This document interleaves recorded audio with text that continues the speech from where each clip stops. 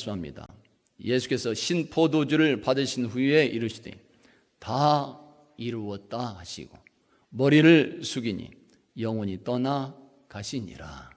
아멘. 빌라도에 의해서 사형 선고를 받았던 예수님은 마침내 십자가상의 죽음을 맞이하게 됩니다. 유대 지도자들은 다음 날이 안식이라는 사실을 염두에 두고 오늘 예수님의 사형을 서둘러서 집행하는 모습을 보이는 것입니다. 해골이라고 하는 뜻의 골고다라는 말은 해골이라는 그런 뜻입니다. 그곳에 세워진 십자가에 못 박히신 예수님, 그때 예수님은 십자가상에서 이렇게 외치었습니다. 다 이루었다. 이러한 예수님의 그 외침은 자신을 이 땅에 보내신 아버지 하나님께 인류 구원을 위한 메시아 역할, 그 사역에 대한 완성의 보고라고 말할 수 있는 것이며, 또한 죄와 세상에 대해서는 위대한 승리의 선언이다, 이렇게도 말할 수 있습니다. 하나님께는, 아버지 하나님께서는 다 보고하는 것입니다. 다 이루었습니다. 주어진 메시아 사역, 명령하신 메시아 사역 다 이루었습니다. 보고하는 형식도 되며 죄와 세상에 대해서는 승리했다고 하는 하나의 선포다, 선언이다 말할 수 있습니다. 그래서 다 이루었다고 하는 이 한마디는 예수 복음의 핵심이 되는 것이며 우리 모든 인류의 새로운 희망이 된다고 말할 수 있는 것입니다. 오늘도 여러분 모두에게 우리 주님의 이 음성이 들려지고 주님의 그 승리가 여러분에게도 충만하게 임하는 역사가 있기를 예수 이름으로 축원합니다. 할렐루야. 인류를 구원하는 메시아 사역을 온전히 성취하신 예수님, 오늘 우리에게 주신 말씀은 이것입니다. 예수님의 그 메시아 사역은 세상에서 가장 비참한 죽음, 즉 십자가 죽음으로 성취했다고 하는 사실입니다. 아멘. 할렐루야. 다 같이 한번 따라서 해봅니다. 십자가 죽음으로 이루었습니다.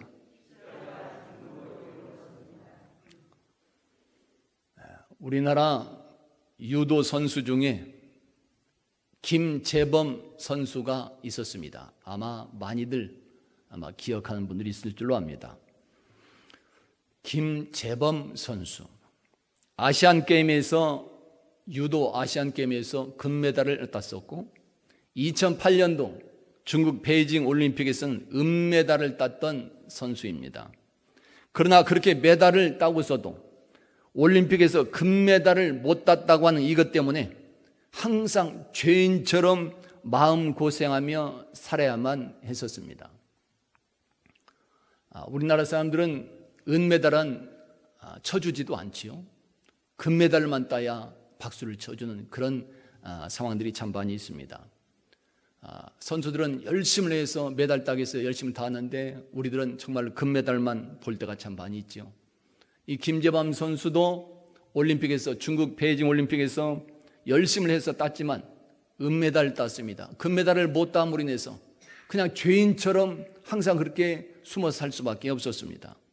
이러한 김재범 선수가 다시금 작심을 하고 4년 뒤 2012년에 런던 올림픽에 출전을 했습니다. 그리고 드디어 올림픽에서 그토록 소망했던 금메달을 획득하게 되는 것입니다. 그 상대는 지난 2008년도 베이징 올림픽 경기에서 김재범을 물리치고 금메달을 가져가 버렸던 독일의 비쇼프라고 하는 선수였습니다. 그런데 4년 만에 이 선수를 다시 결승해서 만난 것입니다. 그렇지만 김재범은 비쇼프 선수를 상대로 완벽한 경기력을 뽐내면서 2개의 유효를 획득을 했고, 그리고 결국 금메달을 목에 걸게 되는 것입니다. 승리가 확정된 뒤에 김재범 선수는 매트 위에 포효하면서 하나님께 감사의 기도를 올렸습니다. 그는 경기에서 승리할 때마다 항상 그렇게 이렇게 두 손을 들고 하나님께 감사하는 그런 모습을 꼭 취해 오고 있었습니다. 그날 영국 올림픽 결승에서 승리하고도 그렇게 온 세계 사람들이 지켜보는 중에 두 손을 들고 하나님께 감사하는 그런 표시를 했었습니다. 그리고 김재범은 끝난 뒤에 기자와의 인터뷰에서 나서서 이렇게 말했습니다. 죽기로 했더니 이겼습니다. 죽기로 했더니 이겼습니다. 이 말 속에 4년 전 값진 은메달을 따내고도 죄인처럼 힘들어야 했던 그의 심정이 느껴지는 것 같습니다. 그러자 김재범 선수의 인터뷰 이 말을 놓고 인터넷상에서 네티즌들은 이렇게 칭찬을 했습니다. 죽기 살기로 하더니 지고 죽기로 하니 이겼다. 생각해 보세요. 죽기 살기로 했더니 져버렸고 죽기로 했더니 이겼다. 그렇습니다. 2008년도 중국 베이징에서 김재범 선수는 죽기 살기로 했었다고 고백을 했었습니다. 죽기 살기로 경기했습니다. 그런데 금메달을 따지 못하고 은메달에 만족해야 했습니다. 그렇지만 4년 후 2012년 영국 올림픽에서는 금메달을 따고서 이렇게 말하고 있는 것입니다. 죽기로 하니 이겼습니다. 여러분, 오늘 우리도 인생이나 신앙생활에서 죽기 살기로 하면 실패할 수 있습니다. 그러나 처음부터 아예 죽기로 작정하고 이루어 나가면 승리할 수 있습니다. 지금 김재범 선수가 그것을 증명하고 있는 것입니다. 할렐루야.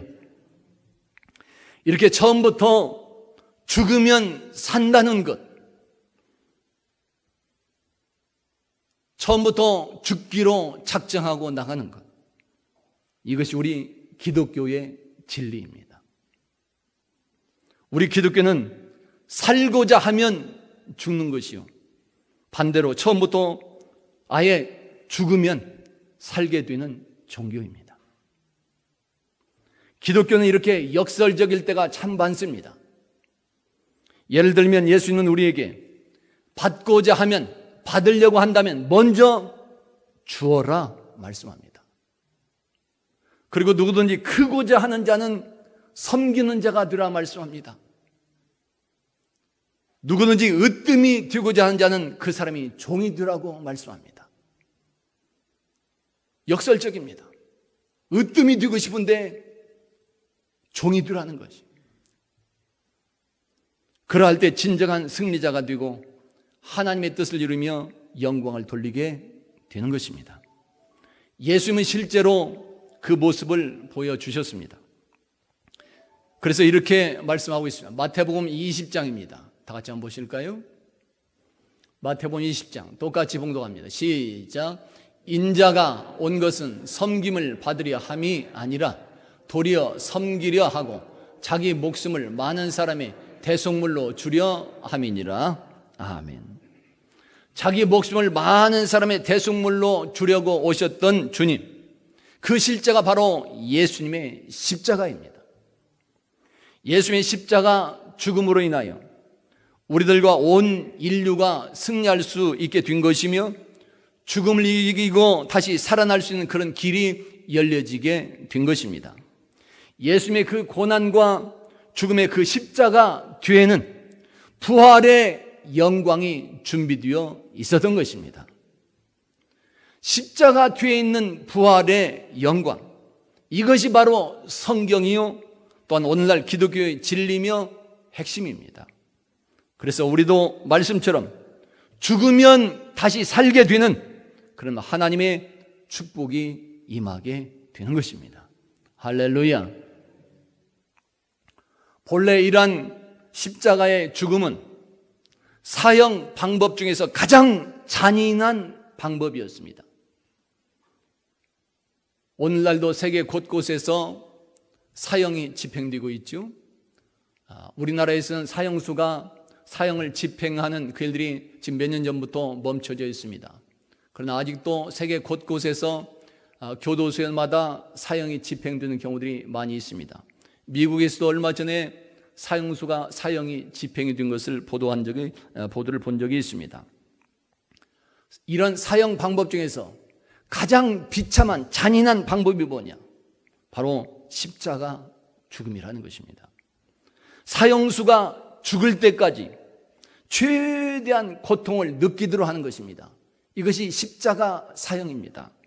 그리고 죽은 시신을 나무에 매단 채로 방치하게 됩니다. 죽었으면 빨리 내려야 되는데 빨리 내리질 않습니다. 그대로 오랫동안 방치해 둡니다. 왜 그래요? 그렇게 함으로써 주변 사람들로 하여금 사형의 끔찍함을 알리는 그런 전시 효과를 노리는 것입니다. 이러한 사실들이, 이렇게 십자가의 죽음이 잔인한 형벌이라고 하는 이 사실들이 인류 고고학 연구에서 사실로 밝혀졌습니다. 그것이 1968년도의 일입니다. 이스라엘 고고학성의 실험실에서 신약시대의 유골들을 분석하던 중에 철로 만들어진 못이 죽은 사람의 발뒤꿈치 뼈를 관통한 그 사실을 발견하게 된 것입니다.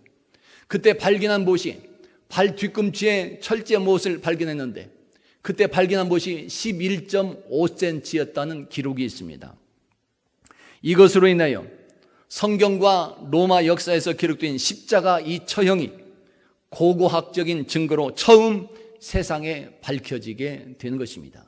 그것이 1968년도입니다. 본래 이러한 십자가 형벌의 그 죽음은 로마 시대에 처음으로 만들어진 것이 아니었습니다. 그 이전이었습니다. 로마 시대 이전, 신아시리아라고 하는 그 시대, 즉 예수님께서 오신 그 연도별로 따져보면 예수님이 이 땅에 오시기 전에 약 800년 전부터 이런 십자가 형벌이 있었습니다. 그때 전쟁 포로들을 잡아다가 죽여서 나무에 매다는 그 형벌이 있었는데 그것이 바로 십자가 형벌이었습니다. 예수님이 오시기 전에 800년 전부터 그런 일들이 있었다는 기록입니다. 이러한 십자가 사형이 구약 시대에도 이어져 오게 되는 것이고 예루살렘에서도 유대인들이 800명을 한꺼번에 십자가형에 처하기도 했었다는 그런 기록이 있습니다. 그리고 로마 시대에는 식민지 통치했던 그 시대 그 식민지 사람들을 형벌로 십자가 사형을 공식적으로 택하기도 했었다는 그런 공식 문서도 있습니다. 그러다가 이런 십자가가 기독교의 상징이 되는 것은 약 4세기 초, 그러니까 로마 콘스탄틴 대제 때의 일이 됩니다. 기독교를 로마가 제국이 국교로 인정하던 시대가 있었는데 그 시대가 콘스탄틴이라고 하는 그런 황제가 있었던 그런 시대입니다. 그때 기독교가 국교로 인정되면서 바로 이 십자가가 우리 기독교의 상징으로 되는 것입니다. 기독교 초기에는 기독교를 나타내는 상징이 여러 가지가 있었습니다. 물고기가 있었고 양이 될 수도 있었고 어떤 배, 또 구리 등등이 기독교를 상징하는 하나의 표시가 되었습니다. 그러다가 가장 보편적인 것이 바로 초대교회 때 물고기 표시인 것입니다. 일명 익투스라고 하는 이 물고기 표시. 물고기 모양은 로마 시대 기독교 신도들이 박해를 피해서 지하 묘지로, 즉 카타콤에서 들어가 활동할 때 서로 믿는 사람이냐 아니냐 확인할 때 썼던 암호였습니다. 물고기 표시가 있는 사람은 예수 믿는 사람으로 확인이 되었고 물고기 표시가 없는 사람은 예수 안 믿는 사람으로 인정이 돼서 거부를 하게 되는 것이에요. 그래서 서로 예수 믿는 성도냐 아니냐 확인하는 암호 표시가 된 것입니다. 이것이 바로 초대교회 때 있었던 물고기 표시가 되는 것이에요. 초대교회 때 기독교의 상징물이 되었던 것입니다. 그러다가 300여 년이 시간이 흐른 뒤에, 즉 로마의 콘스탄틴 그런 황제 때 기독교가 국교로 인정이 되면서 기독교의 상징은 이 물고기에서 십자가로 바꾸어지게 되는 것입니다. 이렇게 기독교 하면 떠오르는 십자가, 교회하면 생각나고 보여지는 것이 십자가요. 예수 믿는 사람들의 목에 걸려지고 또한 성도들의 가정과 자동차 안 등 예수님을 만나고 싶은 곳은 어디에서나 발견되는 십자가입니다. 십자가를 목에 걸고 다니는 사람들은 예수 믿고 있다는 하나의 표시가 됩니다. 주님을 섬기고 있다는, 주님을 믿고 있다는 하나의 상징적인 그런 물건이 되기 때문에 그렇습니다. 오늘 여러분은 이러한 십자가를 볼 때 무엇을 생각하고 있을까요? 집안에 있는 십자가를 보면서 무엇을 생각하고 있을까요? 목에 걸고 있는 십자가의 목걸이를 보면서 무엇을 생각하면서 목에 걸고 있을까요? 자동차 안에 십자가의 모습을 보면서 어떤 생각들을 하고 있을까요? 교회 안에 설치된 십자가를 보면서 여러분들 어떤 마음을 가지고 예배하고 있을까요? 오늘 우리는 십자가의 아름다운 장식들을 기억하기보다는 우리 죄를 대속하기 위하여 모든 고난과 멸시를 받은 그 예수님을, 즉 세계 역사상 가장 끔찍한 형벌을 당하신 예수님의 그 죽음을 생각할 수 있어야 되는 것입니다. 세상에서 가장 비참한 죽음, 예수님이 그 일을 당하심으로 그 값비싼 대가를 지불함으로써 오늘 우리는 참 자유를 얻을 수 있는 것이고 평안과 참 행복을 이렇게 누리고 있는 것이며 영원한 생명까지 약속받고 있는 것입니다. 할렐루야. 간혹 가다가 우리는 사랑의 하나님과 공의로운 하나님에 대한 모순에 빠질 때가 있습니다. 사랑의 하나님, 공의로운 하나님, 성경은 언제는 사랑을 말했다가 언제는 칼날 같은 공의를 집행하는 하나님을 말씀하기도 합니다. 사랑의 하나님이냐 공의로운 하나님이냐, 어떤 데는 모순이 들 때가 있고 생각을 정리하지 못할 때가 있습니다. 그러나 이 두 가지가 동시에 드러난 곳이 바로 예수님의 십자가입니다. 왜 그럴까요? 십자가에서 우리는 죄악에 대한 하나님의 단호함을 보기 때문에 그런 것이요, 또한 동시에 독생자를 죽이기까지 우리를 사랑하시는 하나님의 무한한 그 사랑을 보기 때문에 그런 것입니다. 십자가에는 이 두 가지 모습이 보여지는 것이.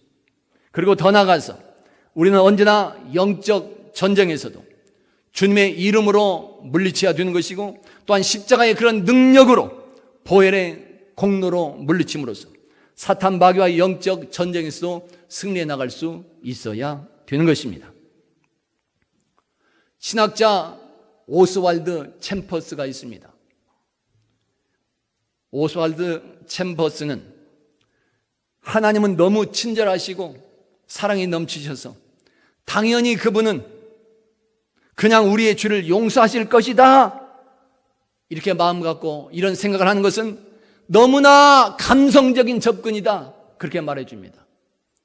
하나님은 우리 죄를 당연히 용서해 줄 것이다, 이런 것은, 이런 감정은 이건 너무 감성적이라는 것입니다. 그러면서 우리에게 분명하게 말해주는 것이 있습니다. 그것은 하나님께서 우리를 용서해 줄 수 있는 유일한 기초가 있다. 그냥 용서해 주는 것이 아니다. 우리를 용서해 주시는 그런 유일한 기초는 오직 그리스도의 십자가의 엄청난 십자가의 그 비극 때문이라고 말해주는 것입니다. 십자가에서 비참하게 죽으신 그런 예수님, 그 값비싼 비극의 대가 때문에 우리들의 죄악을 용서받을 수 있다고 하는 말이 되는 것입니다. 이것이 기독교입니다. 그래서 종교개혁자 마르틴 루터는 십자가 없이 기독교는 아무것도 아니다 강조하면서 말해주는 것입니다. 십자가 빼고 기독교가 뭐냐? 아무것도 아니라는 거죠. 존 칼빈도 그의 책 기독교 강요에서 십자가는 우리를 하나님의 능력에 대해 완전히 믿게 하는 것이며, 십자가는 하나님의 신실함을 우리가 경험하게 만들어주고 우리에게 또한 미래에 대한 소망을 준다고 강조하게 되는 것입니다. 그리고 십자가는 우리 인내와 순종을 훈련시켜 준다고 권면을 해주고 있습니다. 십자가가 있기 때문에 우리 신앙생활도 그것을 보면서 인내하면서 이겨나가는 것이고, 힘들어도 주의 말씀대로 내가 그렇게 해야지. 우리에게 이렇게 사랑 베풀어 주셨으니 나도 주의 말씀대로 그렇게 해야지. 바로 이런 각오와 결단하면서 순종하며 나가게 되는 것입니다. 그러면서 오늘 우리도 예수 그리스도를 따르는 그런 사람들로서 각자 자신에게 주어진 십자가를 져야 하며, 그러할 때 예수 십자가 밑에서 위로를 얻게 된다고 말해주는 것입니다. 예수님의 이러한 십자가의 능력과 사랑과 위로를 알고 있기 때문에 일제시대 때 주기철 목사님도 예수 십자가 안에서 일사가구의 정신으로 그런 목회를 하고 또 독립운동을 할 수 있었던 것이며, 6.25 때 손양원 목사님도 예수 십자가 안에서 자기 아들을 죽인 사람을 용서하고 양아들로 삼는 그런 참 사랑을 행할 수 있었던 것입니다. 할렐루야. 이렇게 가장 비참하면서도 가장 위대한 예수님의 그 십자가, 우리는 십자가를 보면서 어떠한 마음을 가져야 되는 것일까요? 몇 가지 주신 말씀을 들어볼 수 있습니다. 먼저는 진정 감사하는 마음으로 항상 엎드릴 수 있어야 되는 것입니다. 왜 그럴까요? 예수 그 십자가는, 그 비참한 십자가는 바로 저와 여러분 자신을 위한 것이 되기 때문에 그렇습니다. 다음은 십자가를 볼 때마다 우리는 하나님의 아들 예수께서 우리를 구원하신 참 메시아라고 하는 이런 확신을 가질 수 있어야 되는 것입니다. 구원자는, 메시아는 오직 십자가 예수뿐인 것입니다. 할렐루야. 다음은 십자가를 볼 때마다 우리는 나도 주님처럼 그렇게 살겠다고 하는 십자가의 정신을 되새기고 또 되새겨 나갈 수 있어야 되는 것입니다. 그리고 나아가서는 그렇게 주님을 따라서 행하는 그런 삶이 되어져 나갈 수 있어야 되는 것입니다. 보고만 끝나는 것이 아니라 각오하고 결단하면서 주님 가신 그 길, 내게 주어진 십자가 나도 주님처럼 지고 가겠습니다. 이런 결단이 있어야 되고 그 삶의 모습이 보여져야 되는 것입니다. 다음은 십자가를 볼 때마다 우리는 아직도 그 사랑과 은혜를 알지 못하고 죄악과 죽음에 허덕이며 있는 그런 세상과 그 사람들에게 십자가의 사랑과 용서를 증거해 줌으로써 그들도 예수 안에서 참 자유를 누리고 평안과 행복과 승리를 쟁취하며 누리며 살아갈 수 있도록 인도해 나갈 수 있어야 되는 것입니다. 성도 여러분, 오늘 여러분은 어떠한 십자가를 바라보고 있을까요? 화려하고 아름다운 십자가를 바라보고 있을까요? 아니면 세상에서 가장 비참하고 비극적인 그런 십자가를 바라보고 있을까요? 도로시 세이어즈라고 하는 사람은 이런 말을 합니다. 고양이가 참새를 죽이는 모습을 보고서는, 고양이가 참새를 잡아서 잡아먹는 그 모습을 보고서는 온통 두려움과 분노를 느끼며 사는 사람들이 하나님이 죽으신 얘기를 매주 들어가면서도 아무런 충격을 받지 않는 것은 정말로 이상하다, 그렇게 말해줍니다. 고양이가 참새를 죽이는 것을 보면 끔찍해 그렇게 말하면서도 하나님이 죽으셨다는 소식을 매주 들으면서 아무 충격도 받지 않는 그런 사람들이 너무나도 이상하다. 가장 비극적인 십자가 처형의 소식을 들으면서도 충격을 받지 않고 있는 사람들, 사실 오늘 우리들이 그렇지 않을까요? 그러나 이제부터는 십자가를 바라볼 때마다 하나님께서 주시는 충격을 받을 수 있어야 됩니다. 세상의 충격이 아니라 하나님께서 주시는 은혜의 충격을 받을 수 있어야 되는 것입니다. 왜 그래요? 예수님은 우리들의 구원과 우리의 행복과 승리를 위해서 아주 값비싼 그 대가, 즉 세상에서 가장 비참한 죽음을 지불했기 때문인 것입니다. 이렇게 예수 십자가 안에서 시작을 하고 십자가 안에서 행하며 십자가 안에서 마치는 기독교, 그리고 이어지는 우리들의 믿음과 이 신앙생활, 우리들 인류를 구원하신 메시아의 마지막 그 모습은 가장 비참한 십자가 그 모습이었습니다.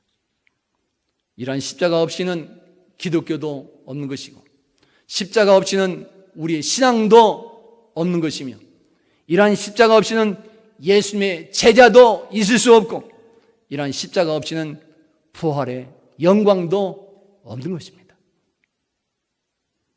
오늘 여러분 모두에게 이렇게 가장 십자가이지만 가장 위대한 십자가의 그 사랑과 은혜가 충만하게 임한 역사가 있기를 예수 이름으로 축원합니다. 그리고 십자가의 그 정신과 그 사랑과 그 승리가 여러분 각자 삶의 현장에서도 다 이루어짐으로 하나님의 이름이 온 세상에 영화롭게 되는 역사가 넘쳐날 수 있기를 예수 이름으로 축원합니다. 따라서 봅니다. 십자가 죽음으로 이루었습니다. 기도합니다.